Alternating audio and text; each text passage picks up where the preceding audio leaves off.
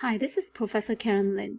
In this video, I'm going to talk about Excel simulation of this semester using the example of week 1's practice.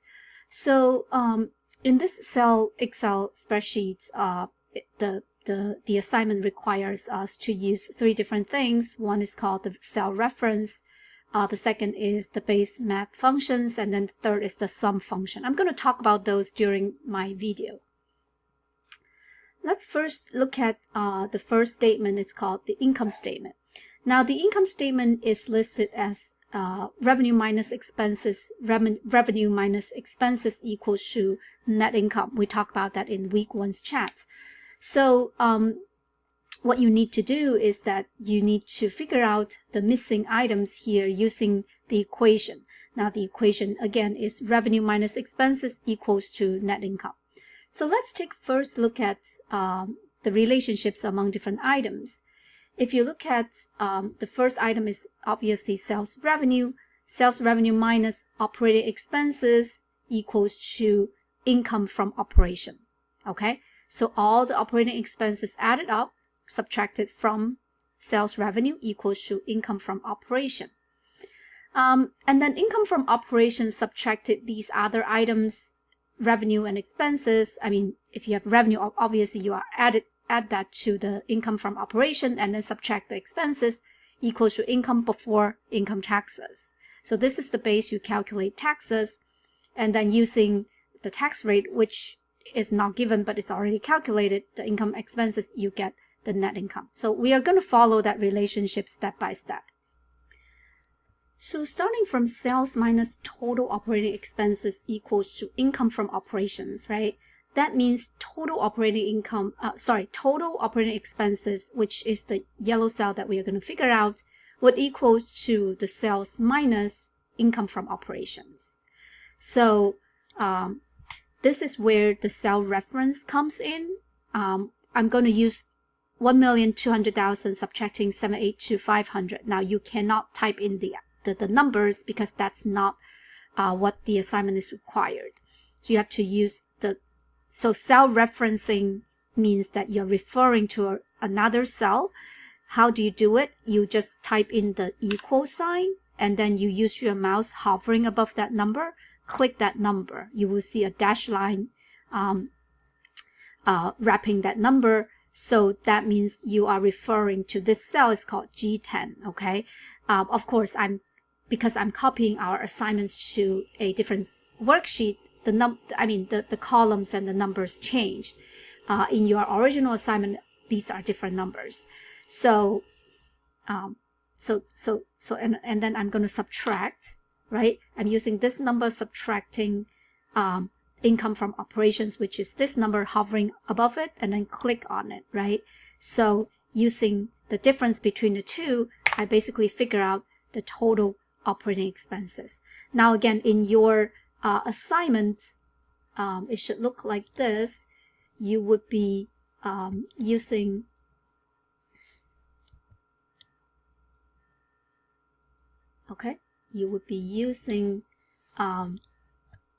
it's the same thing. You would be using the equal 1.2 million subtracting income from operations. It's the same thing. So I just copy and paste it to a different worksheet. All right, I'm going to use my worksheet. So that's the first step. Now, how do I figure out the wage expenses, right? Now, you know the total operating expenses equals to 417,500. You know all other expenses except for the wage expenses, right? So how do you find that out? Obviously, using the total, subtracting everything else, you get the wage expenses. So I'm going to use cell referencing again. I'm going to use the equal sign. I'm going to refer to the total right now, right? I'm going to refer to this number. So I'll click on this number, and then I'm going to subtract everything else. So I'm going to subtract.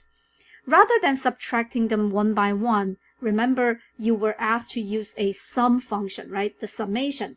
So I'm going to use SUM. You will see it comes up. You can click on it or you don't. I can just, if I just do a parenthesis, you will see it shows number 1, number 2, right? So you're just using your mouse just click on those numbers and then just drag through the whole thing. That will summing through G13 to G17, G13 to 17. So it's everything that's wrapped in this square, this dashed rectangular. And I'm going to do the other side of the parenthesis. That's a sum function. A sum function is summing all these numbers together. Now, another way to use the sum function rather than do the whole thing, right? Sometimes if you are jumping to different numbers, for example, if I'm going to sum only these 3 numbers, I'm just making it up.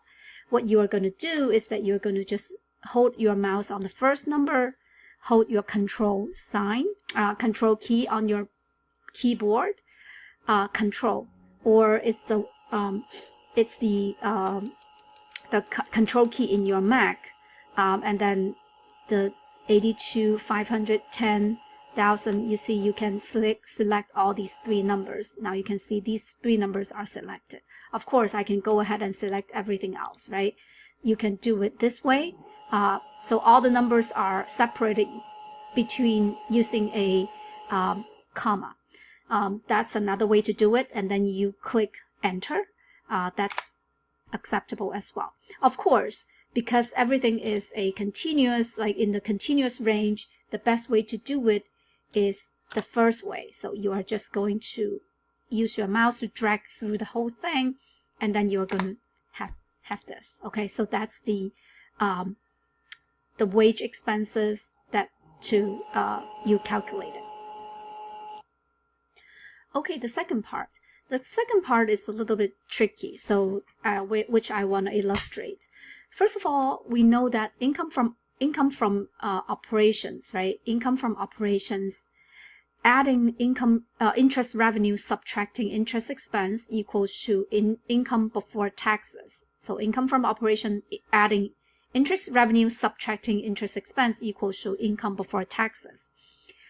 Now, which is the part which is tricky is that the income expenses here is expressed in a negative number. Now, in your textbook, all the expenses are expressed in the positive numbers. Here, it's negative. It's something special in Excel. Sometimes we set up the Excel in a way that the numbers that we want to subtract, we will set it up as a negative number. So when you do the income before taxes, actually you are adding this positive number to the income from operation. You are then adding the income expenses, which is a negative number, to this income from operation. So that's what I'm doing here in the formula. I'm going to put this negative sign in the income expenses, and then make it a summation. So it's an add, right? Adding.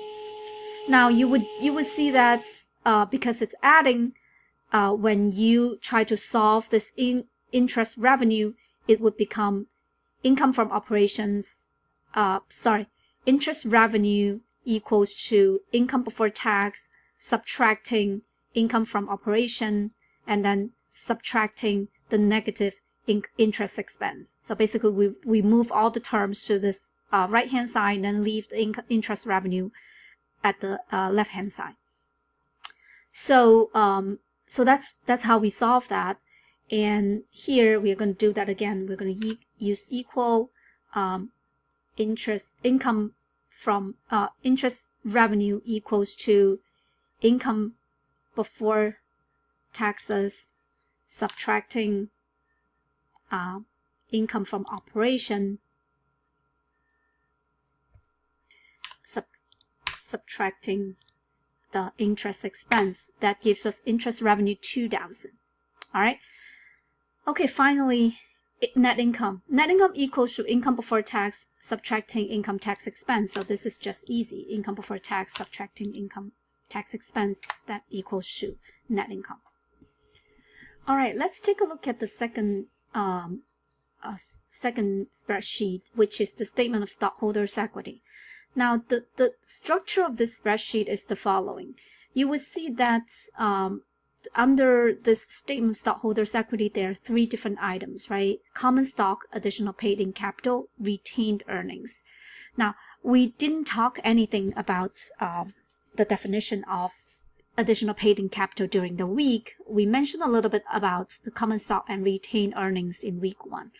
So you don't really have to know what it is. It's just a component of our stockholders' equity, which means it's the shareholders' claim when the firm just started. So you will see under every item, for example, the common stock, you will see there is a beginning balance of the common stock, $50,000. During the year, there's no new issuance of the stock, so there's no increase or decrease of, or repurchase of the stock, obviously. So there's no increase or decrease of the common stock. So common stock is still $50,000. APIC, additional paid-in capital, it's also $400,000 as the beginning. So which means these two items didn't change because there's no new stock issuance. What has changed during the period is the retained earnings. Now remember, in Chapter 1, we mentioned very briefly that retained earnings equals to the beginning balance, adding the net income, subtracting the dividend. Now again, when we say subtracting something, we want to make that number a negative number. All right, so that's the structure. And then you'll see the total. The total is just the summation of whatever is in that row. Okay, so let's start. So first of all, there's no stock issuance, so we don't have to worry about it. But there was a net income increase during the year. So where do we know the net income? We know it from our income statement. So I'm going to refer, cell reference again. I'm going to refer to the cell that says net income, right? So put down a equal sign and then click net income number, return, then you got the net income number. Now this net income number is coming from the income statement. But we don't know the dividend. But if you look at the instruction of this assignment, it says that you use the cell reference to show the net income number, and then you are going to solve the missing dividends and then calculate it and do the total column. So now we see the beginning balance, retained earnings, we see the ending, and we see the net income. We know the relationship is beginning balance of retained earnings plus net income minus dividend. I'm going to use add negative dividend. That equals to the ending balance of retained earnings, right? That means if I want to solve for the dividend number in the form of negative number equals to retained earnings at the end, subtracting retained earnings at the beginning. So I'm moving this term to the left-hand side and then moving the net income to the left-hand side, changing the sign of it, right? So ending balance, retained earnings, subtracting the beginning balance, subtracting net income equals to dividend, which is a negative number. So I'm going to follow my own solution. I'm going to use equals to the ending number of retained earnings, subtract the beginning balance, subtract the net income. Okay, then you got this dividend, which is $215,000. In your homework, it won't show as a red number, but this shows as a red number because this is a normal Excel. All right. So now all the total numbers are just added up off the row, as we said. So I'm going to do the summation. So I'm going to do sum, the whole thing, right? And then click OK. So that's the sum. That's the total column of this row. All right. So this cell would be the same. It will be the summation of everything from here. So you could still type in the summation, right, of the whole thing that's as we just did, or you could do copy and paste, Control C of this cell, and then Control V to paste to this cell. Okay, I'm going to use the same format. In your assignment, you don't have to because this is a normal Excel. Now, when you do Control C is a copy, and then Control V is a paste. Okay, so I'm copy I just did copy and paste of this cell to this cell. You will see it's just copy and pasting, copied and pasted the formula of the above cell to the below. Or another way to do it is that it might be hard to do in your assignment because it's just harder to do it in the protected cell. But if in the normal Excel, you could just hover your mouse. When it turns like a plus sign, you hold down your mouse and then drag down there. It will become, it will just do the same thing. It will just copy and paste the formula to the cell below. So either way, any one of them would work. All right, so the last statement is not that difficult because everything is just basically similar to what you see in the income statement. You just need to figure out the relationships among different items. Remember, asset equals to liability plus stockholders' equity. That's the basic formula underneath the balance sheet. So I am not going to show you how to do it here because you should be able to figure it out. And here is the solution of that balance sheet. This is the solution of the balance sheet. Okay, so you can just follow, you can just take a look at, oh, sorry, not this one. So here is the solution of the balance sheet that you could just try by yourself. But of course, after you've submitted, you can always go back and check the solutions in your own Connect. All right, I'm going to stop here. If you have any questions, you're welcome to email me, and I'm always here to help. I'll see you later. Bye.